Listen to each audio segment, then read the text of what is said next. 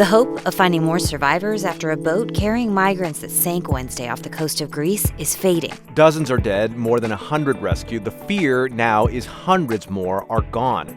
Is Europe's crackdown on migration making this journey more dangerous? I'm Leila Fadel, that's A. Martinez, and this is Up First from NPR News.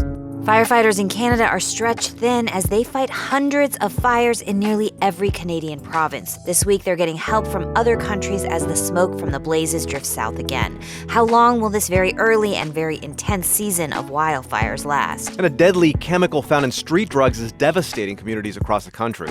We only find out about what's in the street drug supply when it's too late. We'll hear why so little is known about this deadly horse tranquilizer. Stay with us. We've got the news you need to start your day.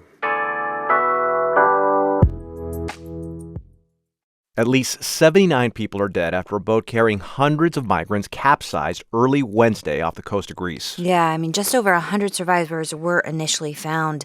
And while search operations continue, there's little hope that more survivors will be rescued. And thousands are protesting in Greece over the handling of this capsized boat and over European immigration policies. We're joined now from Athens by Associated Press journalist Derek Gatopoulos. He just returned from the Greek port city of Kalamata, where many of the survivors were taken. Derek, do they know, or does anyone know, what caused the boat to sink? They don't know. It's the subject of an investigation. What they believe happened is, because the vessel was being tracked before it sank, is that the large number of people in the vessel on the deck and below deck possibly moved to one side and caused the vessel to capsize. They think maybe as many as 700 people were on board, which would imply that 500 or so could be dead. Wow. What are the people that survived? What are they saying about what happened? Well, what we only have at the moment is secondary information from people, from aid workers and politicians and others who have been speaking to the migrants, because they have not been allowed to speak directly to reporters or people there. But what they've been saying is that, first of all, they're confirming that women and children were below deck mostly, and most of the men were above deck. Well, many of the men were above deck, and they're among the survivors and the bodies recovered. So the assumption is, and the belief is, that these people have gone to the bottom with the ship. Well, and Leila mentioned earlier thousands of people protesting in Greece over how this was handled. What is their main concern? Well, there are several reasons why people are protesting. Sometimes Greece has a general election coming up on June 25, so that's part of the reason for the protest. But the other reason is that people fear, and not just people, but also aid organizations and sometimes political parties fear, that the crackdown on migration is causing smugglers to take more risks, essentially, so that they take long journeys on unseaworthy boats, as is in this case. It was traveling from Libya to Italy, which is a long journey, 3 days, and 2/3 of the way through its journey, as it passed through Greece, it capsized, mainly because it was an unseaworthy boat. And in this kind of tragedy, you mentioned it, we're going to politics. How have the changing politics of migration in Europe affected the types of journeys these people try to make? Well, it does have a direct effect, because the European Union hasn't been able to finalize a deal on how to share the burden, if you like, of of migrants coming in, because they all come across the Mediterranean to southern European countries, and then they try to get to Central European countries. So the crackdown, the inability to figure out how to deal with this has just led to additional policing and building walls and patrols. So that has made the journeys across the Mediterranean more dangerous. And quickly, that additional policing, that cracking down, is that reducing the numbers of migrants? It is, but it's making the journeys more dangerous. Those are the two main things. Okay. That's the Associated Press's Derek Gatopoulos in Athens. Derek, thank you. Thank you.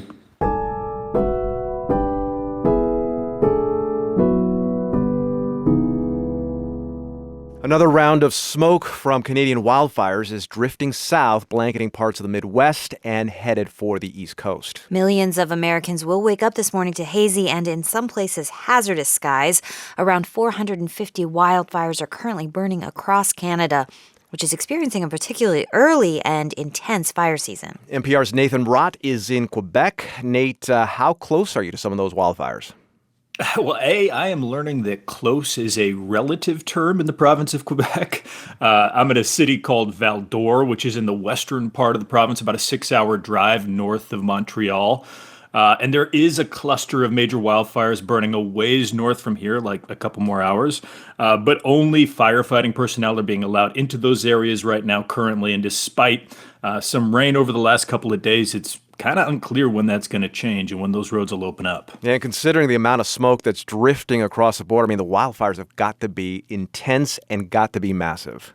Yeah, they are huge. I mean, here in Quebec, the amount of land that's burnt is already 10 times what they would normally see an entire year.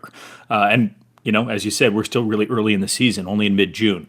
I was talking to a fire information officer, Melanie Moraine, here yesterday at one of their bases. And she said that the scale of this is really complicating things nationally is because there are so many fires burning in so many provinces at the exact same time. And that's what's not common.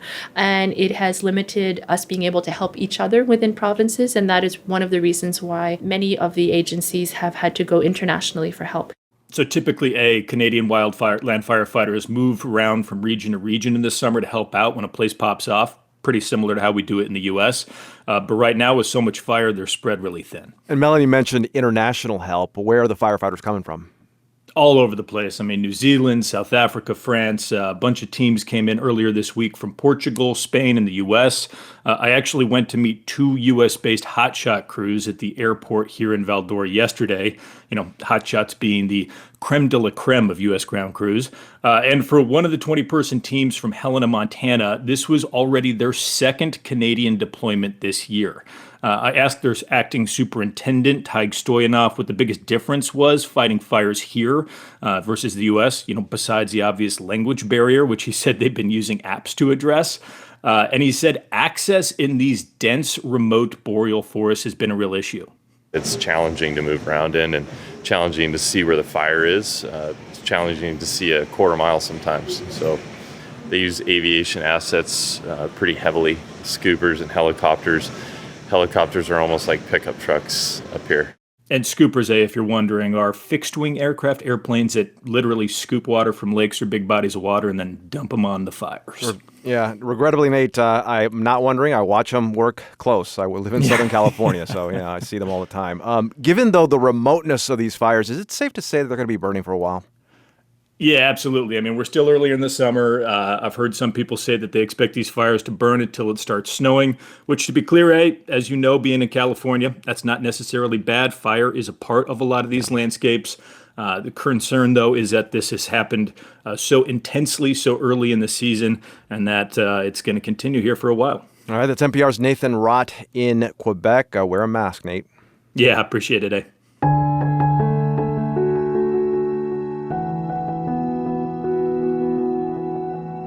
How is a dangerous chemical called xylazine ending up in America's street drugs? The chemical, often mixed with fentanyl, is turning up all over the country, wreaking havoc on people with addiction. Jessica lives in Newcastle, Delaware. It just eats your skin away and you just have a hole and then it leaves a scar. But experts say it's unclear how and why xylazine is spreading so fast. NPR addiction correspondent Brian Mann found this lack of information is part of a wider problem. Brian, how can it be that public health officials and law enforcement don't seem to know where xylazine is coming from? Yeah, this really is remarkable, and it points to one of the dilemmas of America's addiction overdose epidemic. Everyone agrees that there's a public health crisis underway, 110,000 deaths last year. But from the start, the U.S. hasn't done the most basic thing you do during an epidemic, which is gather good data, fast, accurate information. Intel on what drugs are on the streets when it's gathered at all tends to be siloed in law enforcement agencies and disseminated really slowly. I spoke about this with Nabarun Dasgupta, who runs a lab at the University of North Carolina that samples street drugs collected all over the U.S. We only find out about what's in the street drug supply when it's too late, when people are either dead or arrested. And experts say this lack of information slowed the public health response when fentanyl began to spread. Now xylazine is spreading fast, and many communities still aren't even testing for the drug. Why don't government agencies track street drugs and overdoses more accurately?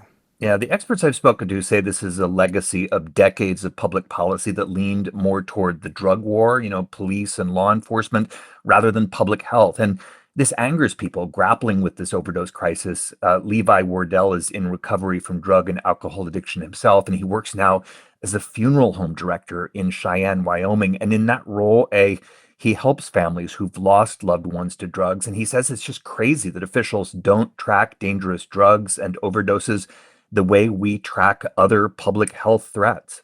Do you remember when COVID started happening on the news? It was nonstop, and you saw the map, and you saw where a place was getting red, where hotspots were, all of this stuff. Like, why would that not be available for this? And the Biden administration has tried to improve drug data collection, but government officials acknowledge the system's still slow and primitive. Big national solutions like monitoring wastewater for illicit drugs or requiring law enforcement agencies to report new substances that they're detecting, those ideas just haven't gained traction. So many people are dying. How are people on the front lines dealing with this lack of information? Yeah, people are trying to get creative. Cities in some states are improving their local tracking and their information sharing systems. And nonprofit groups are doing the best they can. I spoke about this with Sam Rivera, who's with On Point. It's a group that runs a harm reduction clinic in New York City. The way, we have national harm reduction calls once a month or so, and we're always checking in with each other. What's there? What are you finding here? What are you finding there? And people I talk to say this kind of communication is helping, but it's a far cry from the kind of real-time national public health data the experts say is needed. That's NPR addiction correspondent Brian Mann. Brian, thanks. Thank you.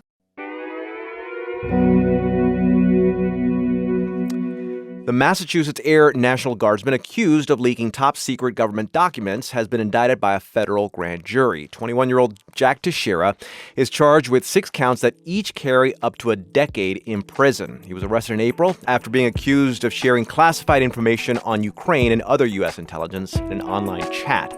Teixeira is in jail while he waits for the start of his trial. And that's Up First for Friday, June 16th. I'm A. Martinez. And I'm Layla Faldel. Up First is produced by David West, Milton Gavada, and Lindsay Toddy.